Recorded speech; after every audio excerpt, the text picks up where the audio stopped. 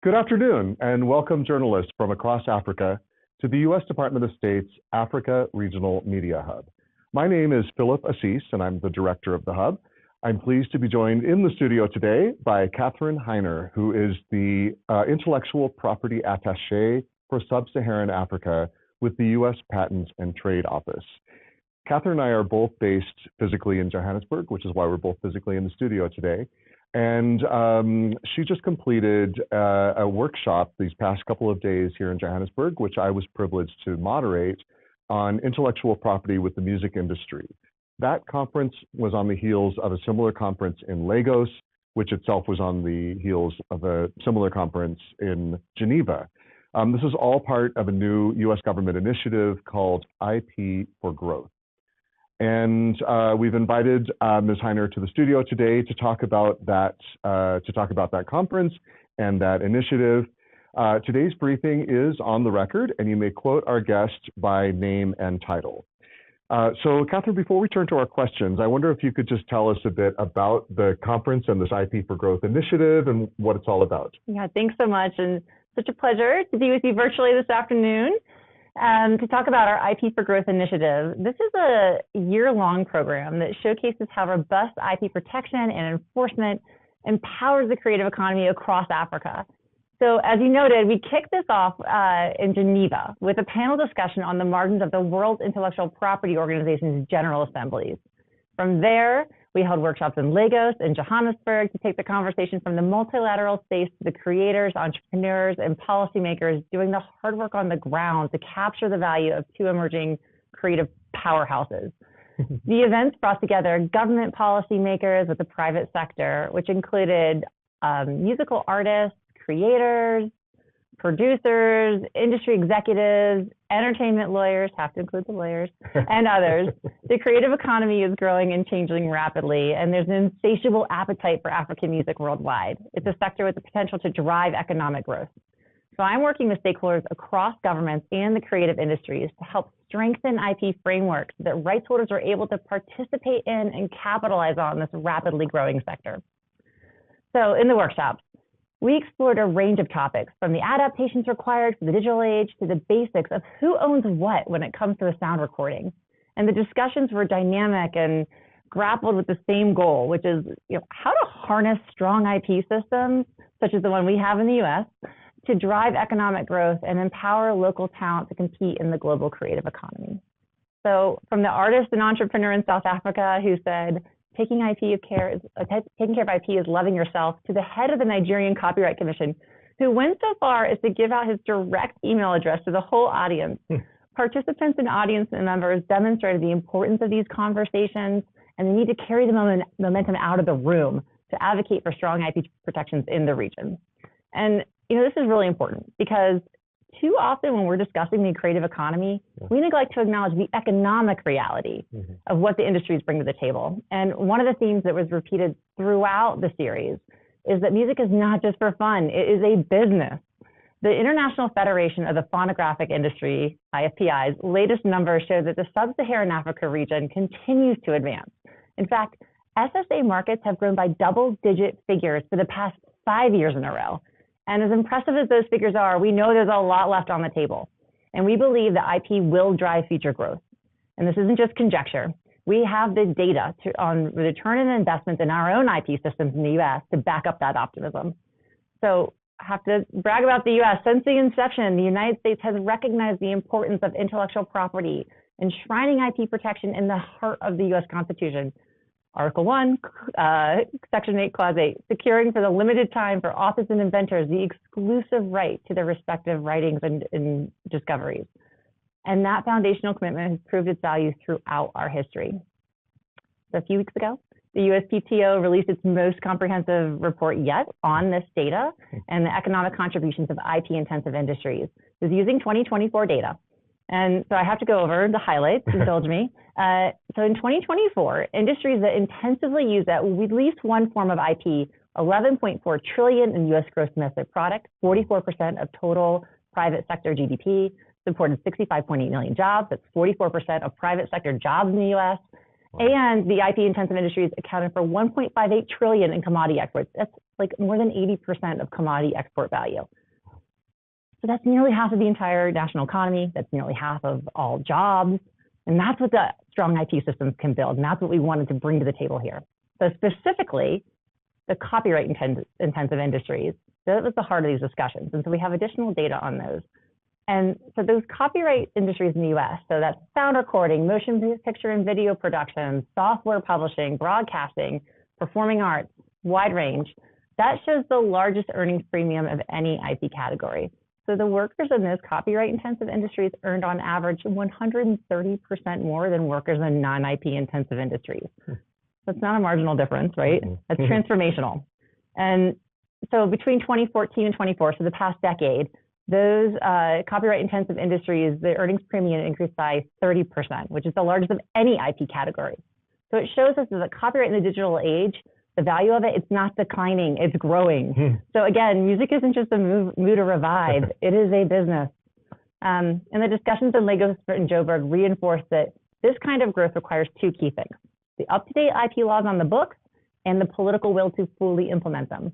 Policymakers have to commit to sustained investments in the administration and enforcement of rights. So that includes recruiting and training staff, to facilitating open dialogues with right holders in those markets. For rights holders to capitalize on the creativity, they have to be able to rely on transparent and accountable mechanisms for managing and monetizing their IP. And we also have to provide education and training IP. We heard this over and over again in the workshop, not only for those charged with administering the laws, but to the general public as well. And piracy presents a major threat to the creative industry, and yet many still believe it's a victimless crime. Not just wrong, it's dangerous. I'm grateful to my colleagues at the U.S. missions to Geneva, Nigeria, and South Africa, as well as industry partners such as Universal Music Group, for convening these important discussions at WIPO and on the ground at Lagos and Joburg. We really need the multilateral and bilateral engagement to share best practices and address those challenges of today's global marketplace. And I really look forward to bringing the successes and challenges raised in these workshops back to Geneva for our finale event. We'll be in December at the meeting of the WIPO Standing Committee on Copyright and Related Rights in Geneva. And so, like I said, there's more discussions ahead and more work to be done, but we're just really inspired by the talent and initiative of the creatives in the African space and look forward to continuing the conversations. Wow, thank you. Those figures are staggering, and it's really the launch of something new, the beginning of a new movement here in Africa. So it's time to turn now to our questions. For those of you who would like to pose any live questions, we ask that you do that in the Q&A tab, not the chat box, the Q&A. And please just put your name and outlet and what country you're writing in from. And be aware that from our end, we only see your Zoom login. So we will turn now to our first question, which came in from Ms. Maya Plentz of The Brief. And she asks, what concrete reforms does the United States support to ensure that stronger IP protection translates into higher revenue for African creators? Yeah, it's an important question, especially in this moment. It's a really exciting time in Africa's music industry. And as I mentioned, the growth just shows the potential and the opportunity for artists to really capture that value. So, of course, strong copyright protection can enable this. It protects their creations and awards an investment. And for us, concrete reforms, there are steps that can be taken at the national level to help foster this growth. And two of the things I really want to highlight are the WIPO Copyright Treaty and the WIPO Performances and Phonograms Treaty. And those collectively, we call them the WIPO Internet Treaties. And so when countries ratify those and fully implement them at the national level, they provide a legal structure to help artists be fully compensated for their work. And this involves some really specific technical protections, technical protection measures, or we call them TPMs, as well as rights management information, or RMI. So those protections for TPMs and RMI, they underpin the recent development of digital distribution models. So that's the streaming or the digital downloads, which have opened up markets and allow artists to monetize their songs even when traditional distribution models have historically been unavailable or inaccessible to them. And there's also an opportunity to build up the operation of well-functioning collective management organizations, the CMOs we heard about in the Joburg workshop. So CMOs help artists manage their rights and provide an efficient mechanism for the large-scale licensing of works in instances where direct licensing or like a work-by-work basis is impractical or impossible. So the ability for artists to enforce their rights effectively is really crucial. And so having a copyright in your work means little if there's no practical means of enforcing your rights. So great. Okay, thank you. Our next question comes from Ms. Isabel Martha Nakira of Feature Story News in Uganda. And she asks, how important is strong intellectual property protection in attracting investment into Africa's creative economy? And can better IP systems turn music and other creative industries into a major source of jobs, exports, and economic growth? Oh gosh, fundamental, right? So the answers are very important and yes, right? So from our perspective, again, you need those strong IP laws. You have to have that framework in place as a starting point to advance the creative industries in the region. And again, that is just fundamental. That's part of the U.S. model, is that sustained investment. And so that means the laws on the books and the political will, right? Again, that two-part, the two key ingredients. So we need those strong, consistent laws that are going across the borders. It's a digital marketplace. Artists have to have some level of expectation of similarity in the laws. And as I mentioned, it's fundamental to us. We have the data to show that the IP-intensive industries in the U.S. that are protected by a strong framework are thriving. Half of all jobs, right? Half of all GDP, like I said. And then again, the copyright industry specifically. So with respect to SSA, the International Federation of the Phonographic Industry, which is IFPI, they do an annual report, which is really, required reading. And their latest figures show that SSA markets have grown by double digits for the past 5 years consecutively. So we know the value is there. We just have to invest in the frameworks to take it to the next level. Wow. Lots going forward for Sub-Saharan Africa. Yeah. Our third question is also from Uganda, from Mr. Michael Kintu Beleke.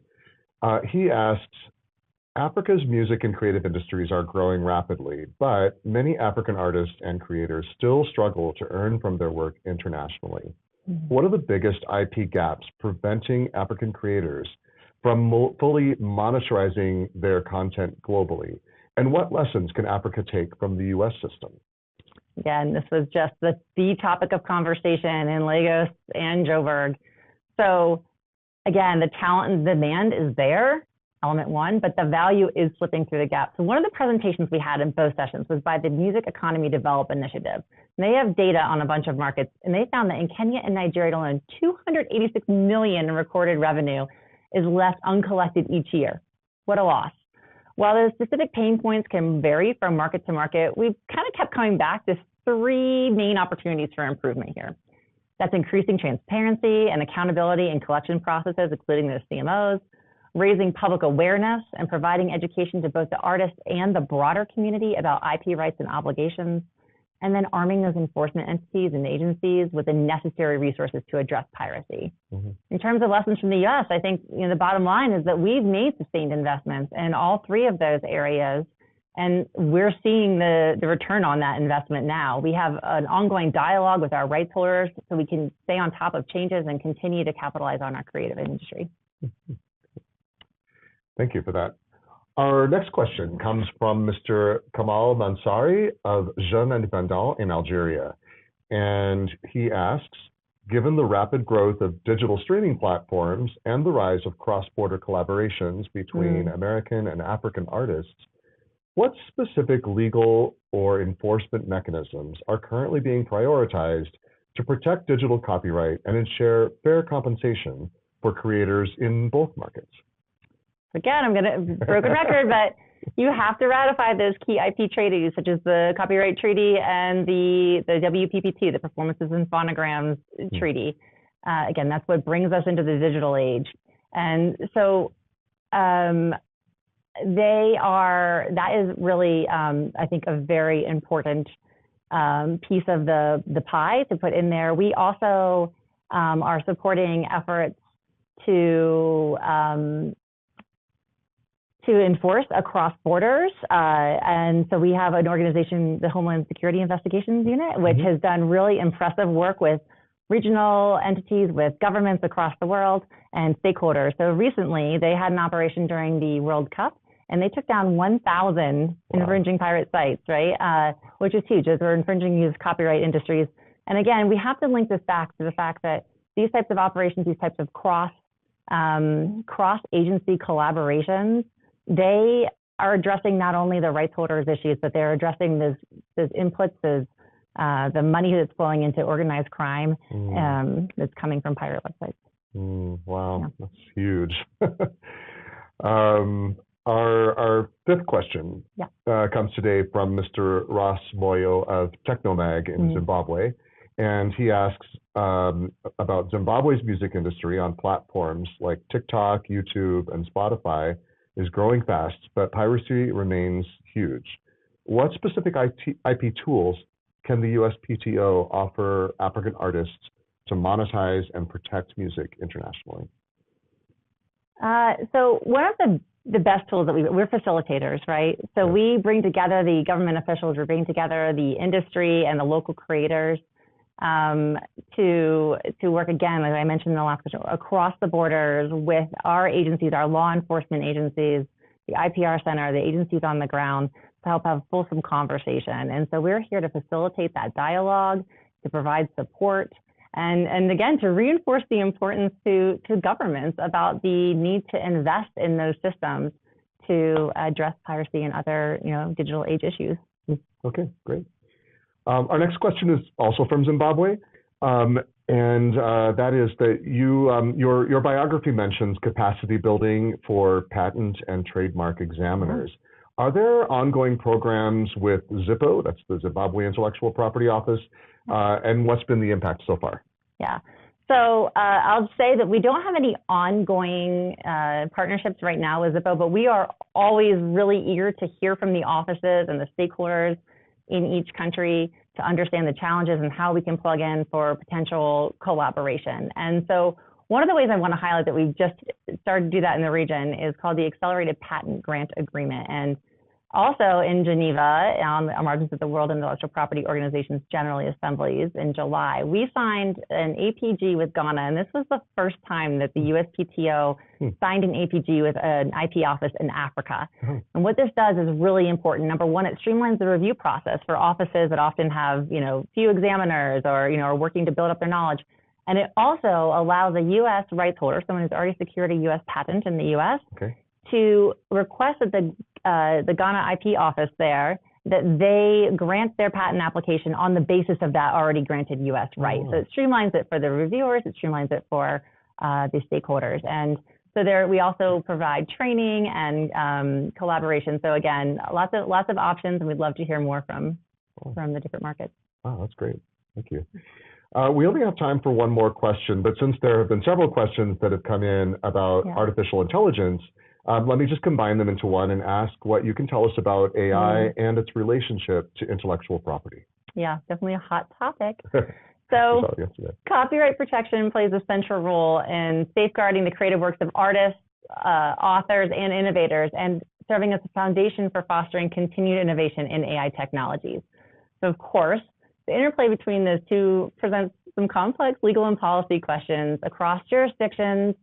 But we think that established legal doctrines such as fair use and fair dealing will really play a critical role in balancing the interests of the creators and the innovators. So we think that fact-based inquiries will help resolve those questions via established legal processes.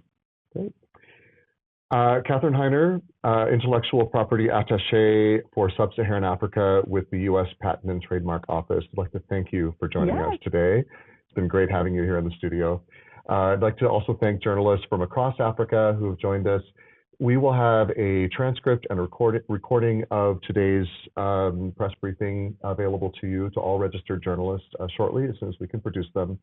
If you have any questions about today's briefing, you can write to us at the Africa Media Hub. The address is afmediahub@state.gov. And if you publish any stories, we would welcome getting a link to your story at that same email address. I'd also like to invite everyone who's not already following us on X to follow us at Africa